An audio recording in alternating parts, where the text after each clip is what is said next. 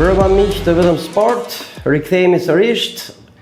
Rikthehet dhe legjenda Leo Messi, rikthehet me një triplet jashtë pritshmërive pothuajse të gjithëve edhe ne fanatikëve, me një lojë spektakolare dhe me një triplet në ndeshjen e parë hapse të Argjentinës për botrorin e këtij viti. Para se të vazhdojmë, një falënderim desha të bëja, falënderim Vodafone, rrjetin kampion i certifikuar sërish edhe këtë vit për eksperiencën më të mirë të rrjetit fiks dhe të celular. Faleminderit Vodafone. Mirëmbrëma Geri me Argjentinën me Leo Messi. Shumë të lumtur, një nisje shumë e madhe e Argjentinës, një rezultat preciz 3-0 dhe një triplet e gjeniu dhe goat Lionel Messi. Ishte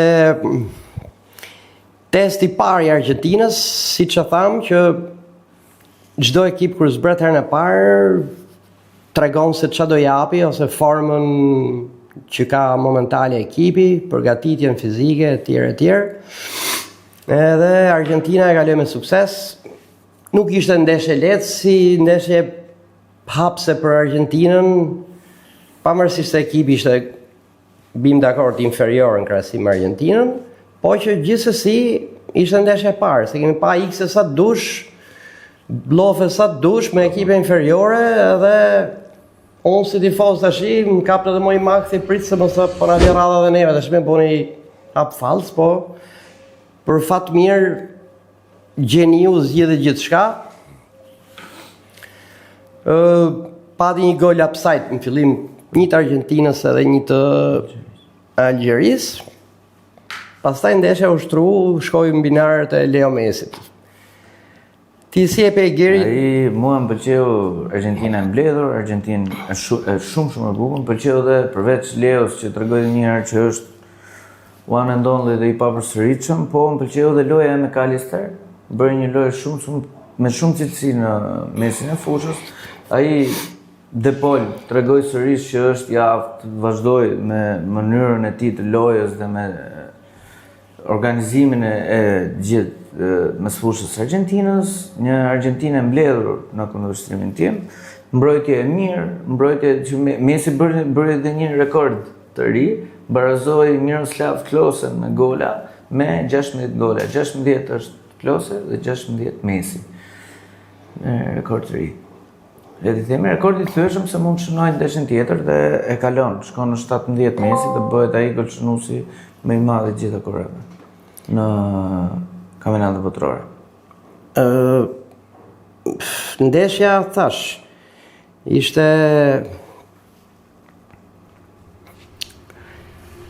rëndësishme për testin e parë, edhe mu më pëlqeu në mënyra si lujti, jo në çdo aspekt, do prek një dy gjëra që e kishe qik merak t'i thoja. Jam shumë dakord me McAllister, bëri ndeshje të mirë, edhe Enzo Fernandez gjithashtu. De Paul si gjithmonë me atë grintën e vet, plus edhe i asist, ai vertikalizim ke goli parë shumë i bukur, ku Messi pastaj çao vetë dhe goditi jashtë 6 metrës. Një nga pikat që unë e shoh pak që duhet ta korrigjoj Scaloni, në momentin kur jashtoheshin në mbrojtje ishin pak kaotik edhe i linin hapësira për të rrezikuar dhe kur mund përballesh me një ekip tjetër më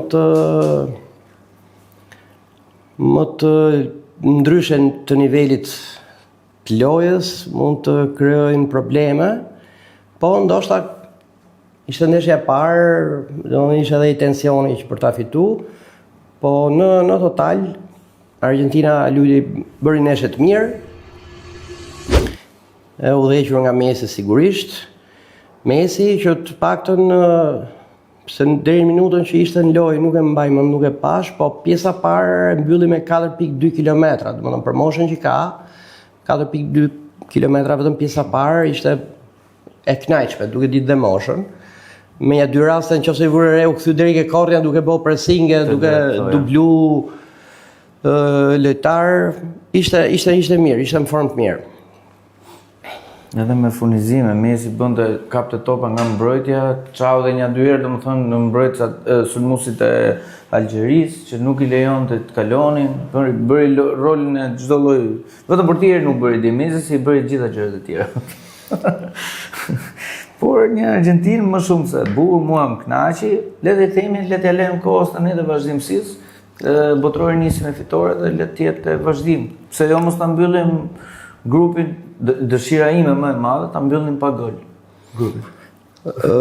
Dje nuk pati, për shembull Dibu Martinez s'maj mend që bërë një pritje që thosh nuk pati punë fare pothuajse, edhe ai me atë këmbguljen e vet hyri në fush se nuk ishte sigurt titullari për atë dëmtimin në gisht që kishte, po që punoi fort për rekuperimin që t'ishte në ndeshjen e parë i pranishëm, madje në disa stanca servitore ka pas servitë edhe me i dorë, domethënë pritje edhe vetëm me i dorë, mjafto për të majtë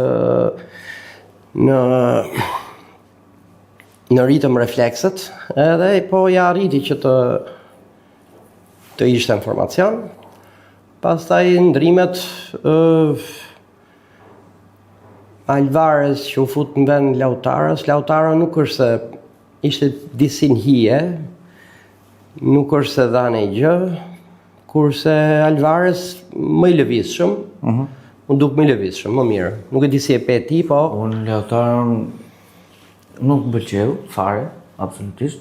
Edhe në biles kishte një dy mundësi të hapte krah tek Messi, nuk pasonte, fare, futi një top në zonë, që nuk kishte, në atë moment aty nuk kishte asnjë lojtar futi një top për në zonë, gjë që ishte e pakënaqshme. Një rast që kishte e dorëzoi në duart e djalit Zidanit, Lucas Zidane.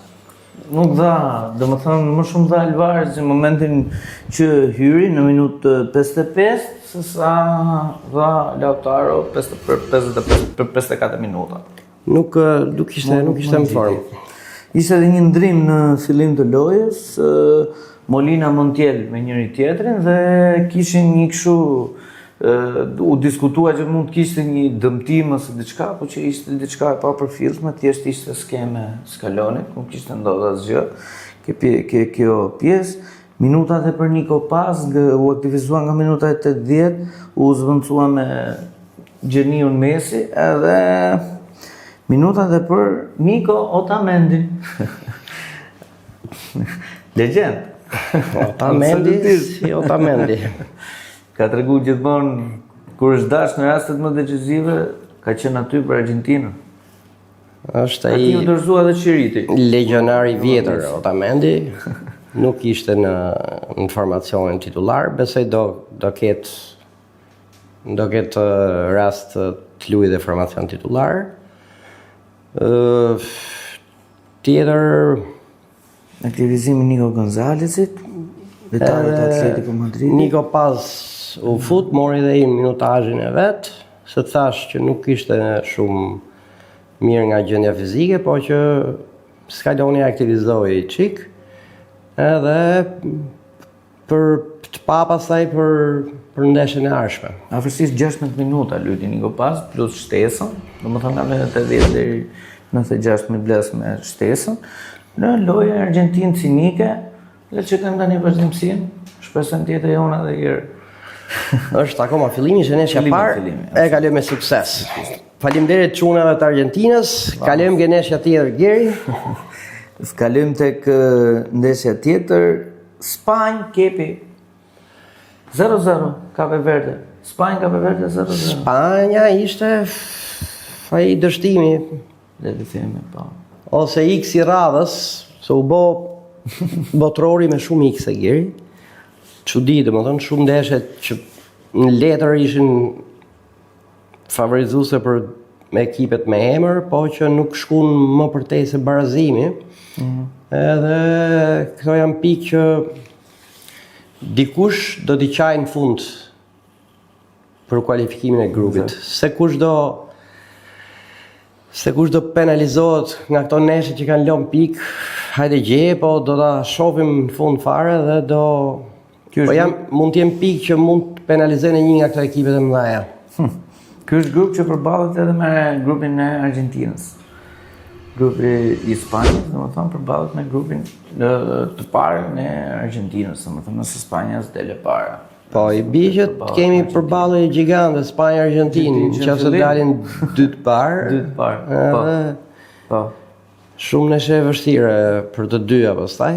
Po nuk e dim, shohim me curinë me grupeve kur të marrin, po Spanja sulmoi gjithkohës me atë lojën e vet, po që nuk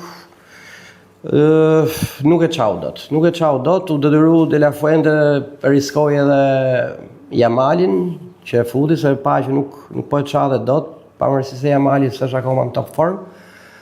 Aktivizoi, e futi, e çoroditi me thënë drejtën çik Yamali në ca momente, bëri disa gjëra të mira, po sërish nuk shkuan dot ke goli. Dhe ishte shumë zhgënjim për Spanjën që të linte pikë me ekip të nivelit tillë. Gjithë e prishin fitore të sigurt. Madje edhe Goliat mund mendonin se ndoshta mund të bëj gol pjesën e parë nesër do hapte, po që ato vuna do buzin aty dhe nuk dolën. Kipi Gjelbe kishte edhe një rast në minutat e fundit, një rast me kohë, por që nuk ngjiti. Po, e rrezikshme ajo. Shumë e rrezikshme ai rast. Mund shkonte 1-0 dhe edhe trajneri në atë moment do ishte mbrojtës krau të Kepit. Ishte rrezikshme, se do në haj gol kështu nga këto pa lidhje fare në fund fare që ti je mundu gjithë nesës me fitu, po që momenti. Po gjithsesi dhe barazimi ishte jo pak, po shumë pak për Spanjën. Duhet kishte fitu se s'bon, po siç e tham, ka qenë javë barazimesh. Me shumë barazime. Shumë barazime. Dhe kjo është përsëritur shumë 1-1 në disa prej ndeshjeve. Shkojmë me ndeshjen tjetër, Belgjik-Egjipt 1-1 sërish. Belgjik-Egjipt na Ashur edhe autogol Hani. Po thuj se fotokopja e kësaj Spanjës, mund themi që Egjipti bëri çik më shumë se ç'bëri Kepi me Spanjën, po që e njëjta situatë. Madje Belgjika u detyru që të rikuperonte golin që psoi se Egjipti shënoi pari. Ajo Belgjika që unë të kam përmend që vjen shpesh me hyje, po bëj moment nis kompeticioni e çdo. U desh aktivizimi Lukakut që të boti çik triste presionin në majën e sulmit, edhe si rrjedhoi erdhi dhe autogolit themi, po që si rrjedhoi presionit të Lukakut, erdhi goli i Belgjikës, po që edhe Belgjika si Spanja nuk e zgjidhi dot neshën. E njëjta situatë dhe këtu. Pas vetëm një rast De Bruyne ishte ajo shtyllur nga goditja e dënimit, ajo po mund të themi që ishte rast i rrezikshëm. De Bruyne sërish ka humbi shumë raste, akoma nuk është në gjendjen e tij optimale ose në 100% e tij, duke parë dhe moshën e De Bruyne, absolutisht, po prap nuk është Po ka gërshetime, moshën 1, dëmtimi gjatë 2. Po. Edhe po tani nuk mund presësh nga De Bruyne për të zgjedhë i neshe me Egjiptin, ndërkohë që ti e Belgjika ke shumë lojtar. Domethënë nuk është se çaloj Belgjika ke De Bruyne. Thjesht u bë X i radhës. Bë X i radhës mas shumë tjerëve. Shumë barazime. Ajo që te Belgjika vlerësoi ritmin e Lukaku dhe energjia që domethënë edhe pse ka patur një sezon me të shoqëruar vetëm nga dëmtime, në një moment thjesht mund të them të rrojë që përdore Belgjikën për të nxjerrë një autogol. Le të themi ai ishte për merit Lukaku, po nxorri një autogol, paktën për merit të tij. Le të themi për Romelu. Gjë për të vlerësuar, le të themi. Po e marrim si mirëqen. Një pikë dhe çojmë tani çdo ndodh. Në fakt, një Salah që nuk ngjiti. Nuk ishte në formë, edhe unë pash prita një gjë më shumë, po nuk është se më mirë ishte ai tjetri, si e ka ai Marmush i Sitit, ai më i lëvizshëm, më problematik për Belgjikën, kurse Salaja pak nga forma jo e mirë, çik nga izolimi i mirë që i bëri Belgjika nuk doli në lojë. Kishte edhe një rast bile. Duket kishte edhe ditëlindjen. Po. Fala? Po. Tifoza ishin me pankarta e Birthday. Po, ato pash edhe.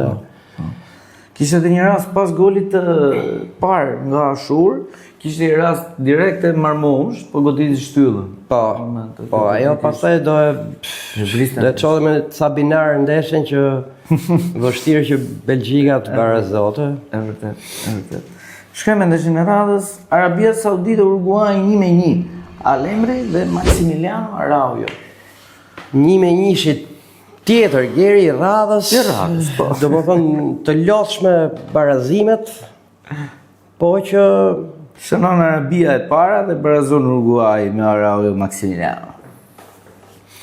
Ajo Arabia, unë e pash ndeshjen, ishte mu duk ekipi që shumë enigmatik në të vezose të pak të në shumë e pashun, se kishte momente që qëndronte shumë fort mbrojtja Uruguay, sulmonte, pastaj kishte një 2 minutë që shifshe Arabin sulm. Vetëm sulm, pastaj po kthehej prapë ke stadi vet, shumë e çuditshme. Uruguay për mua bëri neshje të mirë, jo neshje të dobët. Luti mirë, pavarësisht se nuk gjeti rrugën e rrjetës për të shënuar golin e dytë, për të fituar ndeshjen. Arriti e barazoi me shumë gulme kërkoi golin, po që deri aty nuk shkoi dot më edhe Uruguay më tepër se barazimi 1-1. Dhe gjithë këto barazime tash kanë boj i çorp nëpër grupe geri që jeni bëjmë një rezume grupeve pastaj që janë do i shohim me çik edhe renditjen, po që atë frikë kisha edhe mbrëm ke Argentina se thash biles me njeriu tim tha se ai nga që tha njëri nuk do dal barazime, më tha mu do dali 2-2, më tha mu Argentina. Pas ka gjetë ty. Edhe unë e kundërshtova kështu i flak, çfarë thuti më, po ndërkohë shpëthesha po na del te kjo barazim tash. Edhe hajde gjetë botrori vetëm ikse, kupto? Shumë gola të shënuar, po dhe shumë barazime. Shumë barazime. Diku te 48-9 gola janë shënuar. Nuk e di si është përqindja është pozitive në ranking total, por se shumë neshe kanë dalë dhe 1-1, edhe nuk e dia është në nivelet e botrorit kaluam, domethënë me golat, po këto do ta shohim kur të mbyllen grupet. Paktën kur të mbyllen gjithë neshjet e grupeve do shohim totalin e golave që janë bë, që ta krahasojmë me një botror më përpara. Atëherë, formë edhe një herë Valverde këtu, tregoi disi, futi krosan zonë për Nunez vazhdon atje luan Arabi dhe nuk mund ta konsiderosh. Më kishte një periudhë kërkon në Napoli këtë, po nuk u mor. Tjetër gjë, ky Maximiliano Araujo, ky që shënoi golin, një lojtar inteligjent, një vetëm 26 vjeç, dha mirë në fush, po ai që kishte edhe një portier si Muslera, 40 vjeç, është akoma në port për Uruguay, edhe ky në atë ditë kishte ditëlindje.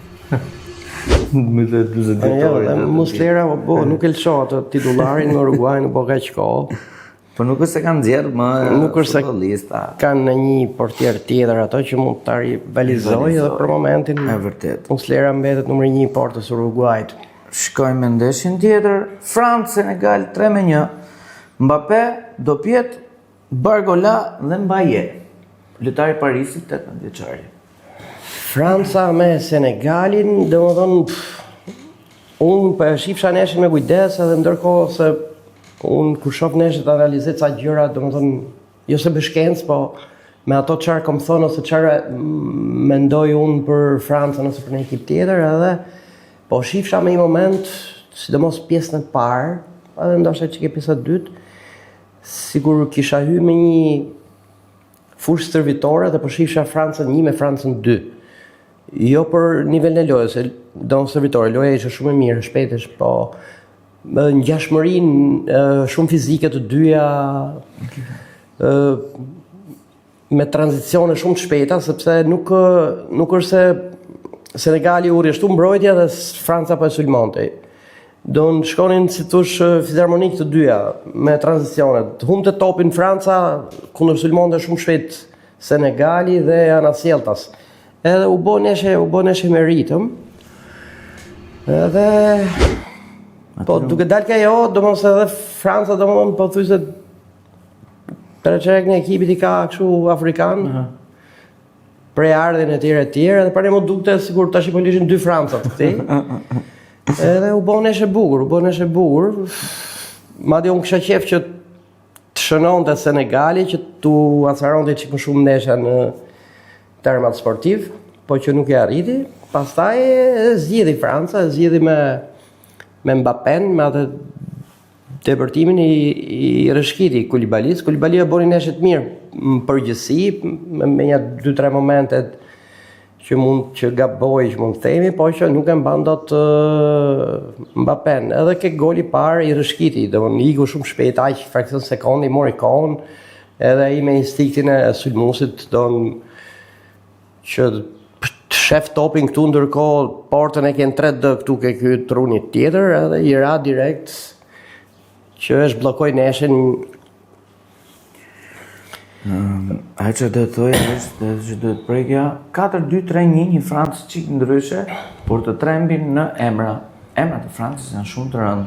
Emra si Dembélé, Olise, Doué, Mbappé, këtyre nuk e nga vites më përpara, do më thënë, të cili është ai më, po këto ka dhe i problem që aq më shumë myje të kesh, aq më keq është se kenë për nisin to, pastaj gjykimet ose gjithë se cili ka lojën e vet ose atë se di këto, kjo që thuti është që kundërshtarët shpresojnë që të ndodhin e gjë të tilla, po fakti është që Franca ka super ekip, ka super talente, si më fush si në stol.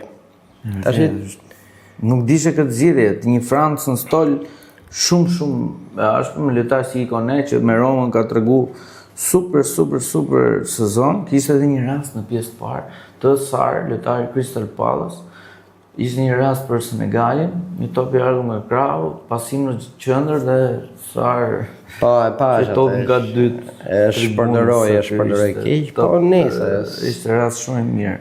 Senegali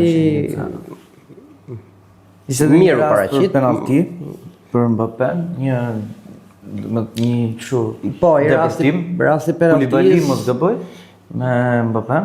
rasti penaltis që shkoje pastaj në VAR e pa dhe nuk e dha, domethënë ishte çik kështu, për mendimin tim do kishte polemika edhe po ta kishte dhënë, edhe tash që se dha u ankun francezët. Aty pati apo s'pati kontakt nuk u kuptu mirë, se nga i përsëritë u dukte sikur kishte shumë pak, nga një u dukte sikur s'kishte fare, po të shifsh edhe dinamikën e ndërhyrjes ishte çik më pak riskume nga mbrojtësi, do në ishte kështu në ato limitet, edhe vendosi mos ta japi, okej. Do në ishte diskutueshme si do të vendoste arbitri, domethënë ishte nga këto lloj penaltish që i ngel arbitrit pesha tash i merret dajën ti këtë muhabet si është, kuptoj, dhe i pjesë thonë është, i pjesë thonë s'është. Po që Vlen për diskutim. Për mendimin tim, okej, mirë bëri që se dha. As për mua. Jam dakord, nuk ishte penalti. Edhe e kaloi Franca, e kaloi me sukses, po duke pas parasysh që të paktën nga gjithë këto X-et që dolën giri, Franca kishte ndeshjen me koeficientin më të vështirë nga të gjitha. Se të lush kundër Senegalit nuk është kollaj. Senegali nuk e di, u bë nga 4 kupat Afrikës 3 herë ka dalë në finale, domthonë është goxha potencial. Dhe Franca kishte ndeshjen më të vështirë nga të gjitha këto, që kanë luajtur deri tani ndeshjet e para. Flasim nga ekipet e mira. Se mund të ketë ndeshje të barabarta, po nga këto ekipet pretendente, Franca kishte më të vështirë dhe kaloi me sukses. Okej, shkojmë në ndeshjen tjetër. Irak Norvegji 1-4, Haaland 2 gola, Ostigard, Hussein autogol dhe Hussein gol. Për Irak, i ka po të dyja. Po, tash i erdhi në botror, tha jam që jam, ti provoj të dyja gjona. Tha se erdhi rasti në jetë, tha po bëj nga porta ime, po e bëj edhe nga porta kundërshtarit. I provoj të dy shihet, se kujt dihet kur shko tash i mon botror, ai rrezik, po ai nuk shko mon botror. Që kështu e provoj të dy shihet, domethënë trishtimin kur e bën portate dhe gëzimin në port kundërshtarit. Haaland, unë thash, Vikingu do morin shpatlla Norvegjin. Ai do zgjidhte neshin. Edhe 2 golet e parë që bëri në atë mënyrën e vet kafshërore, Eksakt. Ndërhyrjen aty ke shtylla dytë, ke goli i parë shumë e fortë, domethënë ja mori kohën atë mbrojtësit. Goli i dytë me i presion të frikshëm po ke mbrojtësi, pavarësisht se dha lehtë pasimin ai portierit, po që Haalandi me atë hapin e vet, e vunin vështirësi dhe boni gol. Edhe bëri detyrën, i tregoi Norvegjisë që domethënë ka 2 Norvegji, një me Haalandin dhe një pa Haalandin. Një mungesë për një arsye të Haalandit, Norvegjia humbet shumë. Ishte një sulm me rendiment lartë, Haaland, Sorloth dhe një sulmues tjetër në krah, si Nusa, ka pas kontakte edhe nga Napoli në mercato, po janë akoma detajiste të dy, një super detaj, si Nusa, dhe me os gaboj dhe një asist nga Nusa në këtë ndeshje për Haaland. Ndeshje shumë e mirë për Norvegjia. Fitoi Norvegjia, futi 3 pikët në xhep, edhe Sorlothi çiksi më i tërhequr, po duke parë një si strukturë si Haalandi, aty është çike vështirë të bësh rolin e liderit sulmit në moment. Ecim në ndeshjen tjetër. Austria-Jordani, numrat e para të mëngjesit, 3-1. Schmidt, Al-Arab autogol, sa shumë autogola më burr. Edhe Arnautovic me penalti. Po, ex Inter. Edhe ex Bologna, shënoi me penalti, po që Austria me Jordanin, logjikisht ishte neshe e qërume, kur i thonë, do e fitonte. Se unë të pa të thonë, dy të para që do dalin nga grupi Argentinës, këto janë, Argentina dhe Austria. Ndeshën orën të para të mëngjesit, edhe u bom lomsh, unë i qike pash në shtëpi, golin e tretë e pash në kafe, para se më ikë për në punë, dhe unë po hajde, ndoqëm aq sa kishim mundësi. Edhe po që boni detyrën Austria, mori 3 pikshin, edhe u mundën këto të dyja, këto të sigjadeve, që të para thonë në grupi sigjadeve. Po, kjo është, domethënë, ky është niveli. Të dyja? Po, jo, të dyja, domethënë po përplasën të dyja. Ja, është këtë javë. Në datë 22 Argentinë. Në sensin po përplasën, do përplasën, po që nuk është se do i prishin punë njëra tjetrës, si të fitoj njëra, si të fitoj tjetra, po Argentina dihet është favorite, po që edhe në rastin që fito Austria me Argentinën, këto të dyja nuk është se hyn lojë, edhe me një fitoret atyre, se prap. Domethënë për mua ky është grupi kopsit, domethënë Argentina-Austri me ecën në te. 3-3-0 janë këtu. Okej. Shkojmë me një ndeshje big tani që fillon në fazë grupësh, për një ndeshje shumë e madhe. Angli-Kroaci. Atëre, këtu tashi është mund thoja është ndeshja e parë e botrorit që përplasen 2 ekipe me goxha nivel. Se tjerat kanë qenë gjithmonë ekipe o të barabarta aty po ekipe të vogla pa emër, siç mund të themi për shembull siç doli Irani me Zelandën 2-2, domethënë ekipe pa histori ose pa një traditë madhe në futboll, ose kemi pas përballje për shembull Spanja me Kepin, ose Gjermania me Curacao, ose Argentina me Algjerin, domethënë kemi pas përplasje me disnivel. Dhe kjo është ndeshja parë që luhet këtë botror me 2 ekipe që janë në nivel të dyja dhe që do shohim i përballë shumë bukur. Unë të shoh do luaj shumë si fushës dhe do luaj 3 qeri, jo 3 qeri, po do luaj gjithë lojën. Në këtë rast, 2 lojtarë si Modric dhe si Bellingham, them se do kenë një forcë mes njëri tjetrit dhe një si Rice, për shembull, se pjesa pastaj e sulmit nuk diskutohet për Anglinë, një si Harry Kane, po do jetë një përplasje shumë e fortë mes forcës së anglezëve dhe le të themi Po teknikës Modrić, deri diku mund ta themi. Mund të themi është i përplasje saksonësh dhe slavësh kjo. Dy shkolla çik ndryshe futbolli. Edhe prandaj kjo ka pritshmëri, domethënë të jetë e bukur si ndeshje. Plus që edhe Anglinë e dim kush është Anglia me përbërjen që ka, po dhe Kroacia ka lojtar me goxha cilësi. Për të vlerësuar. Me goxha cilësi në përbërjen e saj. Edhe unë them, të paktën kështu kam parashikuar që ka për të hap punë Kroacia Anglisë, madje kam thonë fito Kroacia këtë ndeshje. Po që kjo është ndeshje e hapme, mund të fitojë Anglia ose mund të shkojë edhe kjo drejt X-it, si shumë tjera, po të paktën kjo ndeshje X-i bën logjik. Bën logjik në krahasim me tjerat. Te Kroacia është një lojtar si Sučić, ka treguar mirë këtë sezon që e shohin si ardhmja post Modrić. Po të hymë dhe të flasim, por pastaj kemi një lojtar si Budimir Perisic, po të hymë, është çik i vjetër, po pjesa është i vjetër, po Kraun ta bën ai. Me ca momentet lojës ai të ndryshon ritmet e lojës në krah dhe mund të hapi probleme. Edhe një lojtar i Cityt Gvardiol, që ka treguar që është Gvardiol është si Guardiola. Jo, Gvardiol është ky që ne me shoqnin bëm batut atëre kur ishte botrori i Katarit, që tham kur luajti me Argjentinën. Është ai driblimi. Ja grisi vlerën e kartonit fare Messi këtij se ishte madhem nga mërzat e fort. Po kjo neshe boni Messi atë Gvardiolin, e thanë ja uli kartonin fare këtij. Ke goli 3. Po që është lojtar goxha i mirë. Ke goli 3 ka qenë ai rasti Guardiol Messi, ka qenë ai driblimi që ja uli kartonin. Po pra që e ktheu 2-3 herë, s'po merrte vesh, valla nga do ikë kthej apo kthej na mërzite. Ai rasti ka qenë që patëm diskutuar me batut atëherë.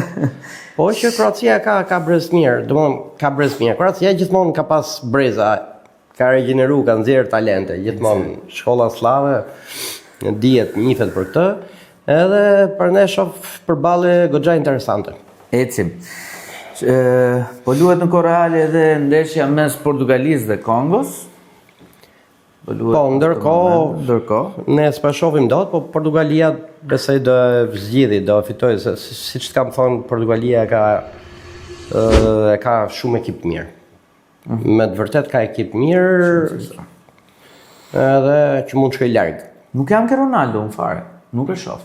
Nuk bazohen te pika ky që Ronaldo, pasi pjesa më e madhe e tifozëve portugezë ose atyre që njoh unë, që janë tifozë me Ronaldo, absolutisht, ke pjesa kapitenit, liderit, nuk e vëm në diskutim, ke pjesa edhe ajo që i ka dhënë Ronaldo Portugalisë dhe futbollit në ndërsi.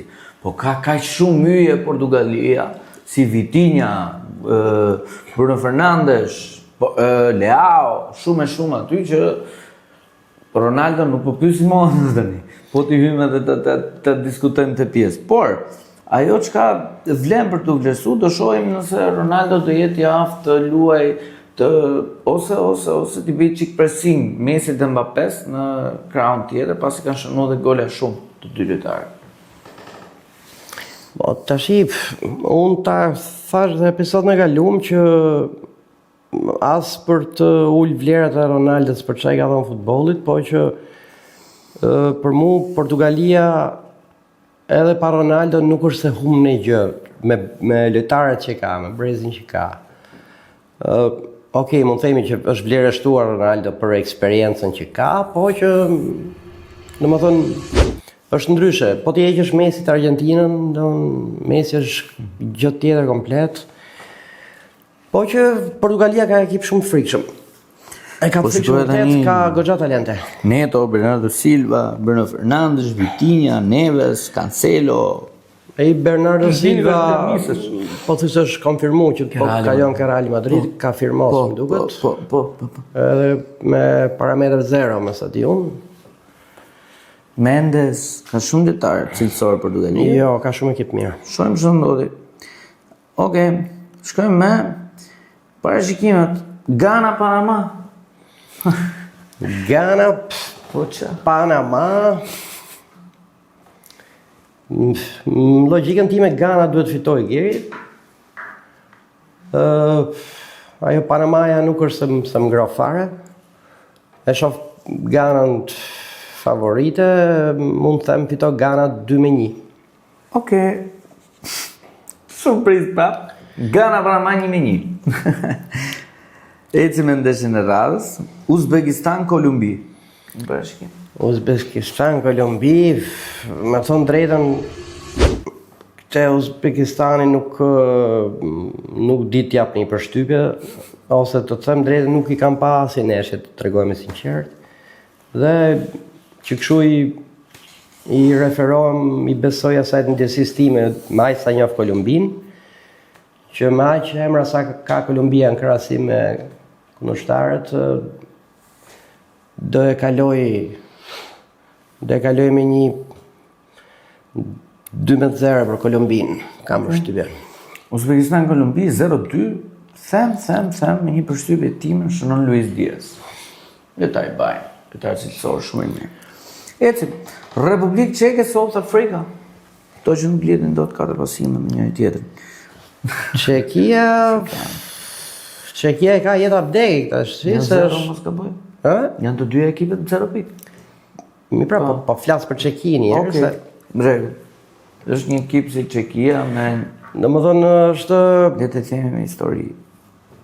është me thonë tango funit, po kush kanë këto dyja, kush rrifet sot, i bi merr valixhet edhe ka as pak shansa ose shumë pak në qoftë se mund të kapin në një nga ato vendet e treta më të mira, po që ndërlikohen shumë gjërat. Okej, një parashikim. Një parashikim, unë këtë ndeshje nuk di të them, po them 1-0 për Çekin. Okej.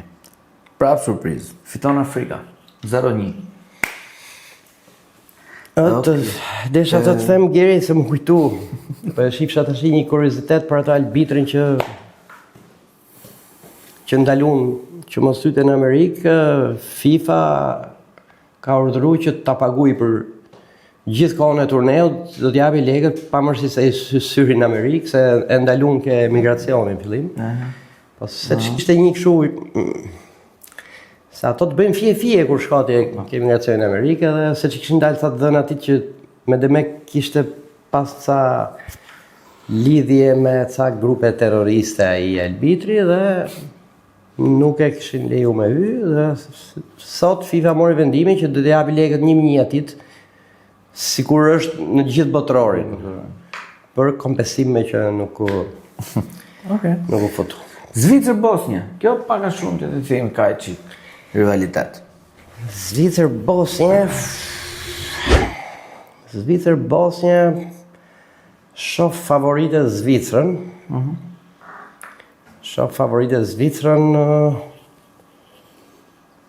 Them një 2-1 për Zvicrën, Geri. Okej. Fiton Zvicra 3-2, po them. Okej. Shkojmë në ndeshjen e radhës, Kanada-Katar. Kanada-Katar, me i bi tash se po të menem që dolin gjithë ndeshjet mrapsh, të lumë dhe në mrapsh, po unë do i shkoj drejt. Kanadaja është favorite. Katari me ato thojt kështu minutat e fundit ja kapi atë pikën Zvicrës, besoj sot do laj gjinofet me, domethënë kur të luaj me Kanadan. E shoh Kanadan favorite dhe them i fitore të pastër 3-0. Tu jam dhe unë. Kanada-Katar 3-0, David. A bëjmë që kështu me gola. Okej. Shkojmë. Meksik-Korea, është neshe bukur interesante. Po, Meksika me Korenë është neshe premtuese për sa i përket asajt qa mund t'i shoh për si ndeshje. Edhe unë jam kurioz ta shoh si ndeshje. Meksika lunë shpit vet, e ka avantazhin me vete gjithmonë. Edhe besoj do e kaloj me sukses. Mund të them një 3-1. për Meksikën. Okej, këtu do ketë gola minutë fundit ka për të bëhë Meksika dhe 1-0 del kjo ndeshje. Eci me ndeshjen e fundit Amerika-Australi. Amerika, Australi. Kanë 3 pikë të dyja. 3 pikë të dyja. Edhe Turku aty. Në 0. Turku është në 0 pikë. Ja, kjo Turku luan me Paraguayin. Mos ka bëfsha. Kjo të hapet çik problem se jo se do bëni marrëveshje ato, po që mund t'jenë më në comfort zone t'i fusin i barazim të dyja ato dhe shkojnë të dyja me 4 pikë. Turku mund fitoj, ngel me 3 dhe ngelet për ke ndeshja e fundit, Të në kuadër parashikimeve. Okej. Një parashikim që kështu unë po jap 1-1. Okej. Fiton Amerika 3-0. Tani nuk ka më diskutime. Pulisic. Okej. I edhim një sy grupeve dhe mund të themi bëjmë një rezume se si jemi deri tani dhe ku ndodhen skuadrat në grupet përkatëse. Fillojmë me grupin A, Meksik, Kore, Çeki dhe South Africa. 3 pikë për Meksikën, 3 pikë për Koren, 0 pikë për Çekin dhe 0 pikë për Afrikën. Grupi A. S'ka, është, jo, mbasi të mbyllen neshjet e dyta, Geri, Mund bësh një... mund bëjmë një kështu, se të bësh llogari që tani, domthon kur kanë bëu vetëm nga një neshje, nuk i hym dot atyre llogarive. Duke pa... Kur si e mbyll edhe ndeshjet e dyta mund të shohim, aty mund të shohësh si janë orientu ekipet për kualifikimet. Tash është domthon me shti dhe fall, domthon me nga një neshje. Ky që ka grup interesant, bëja, është Zvicër, Kanada, Katar dhe Bosnia. Po pra këtu janë të gjithë mbizore, është ajo që të thash unë që ato zeza erdhen sot prapë në botënor, po vetëm nuk do bëjmë 3 neshje, do bëjmë 2 neshje. Pra ne po them nuk e gjet dot, që kështu më mirë këto do t'i shohim kur të vijim. Kur të mbyllen dhe ndeshjet e dyta të grupeve që t'jenë ravizuar çik ekipet me pikë edhe mund të përpost atyre që mund të kenë bërë 2 fitore, mund të shohim edhe të logjikojmë për një mundësi të tjerave se si do e kenë Curin. Si tretën më të mirë ose ekipe që kanë grumbulluar më shumë pikë. Si e tretë më e mirë. Këto besoj kishim për sot. Para se ta mbyllim gjithmonë kemi falenderojmë Vodafone, rrjeti kampion i certifikuar sërish dhe këtë vit për eksperiencën më të mirë të rrjetit fiks dhe celular. Ndërkohë, ju rikujtojmë të dashur miq që të na ndiqni në rrjetet tona sociale, të na bëni subscribe, like e komente në rrjetet tona që kemi të afishuar edhe këtu, në YouTube, Instagram, TikTok, Facebook. Episodin tjetër do anoncojmë lojën e radhës, lojën me 50 euro që bëm para disa ditësh.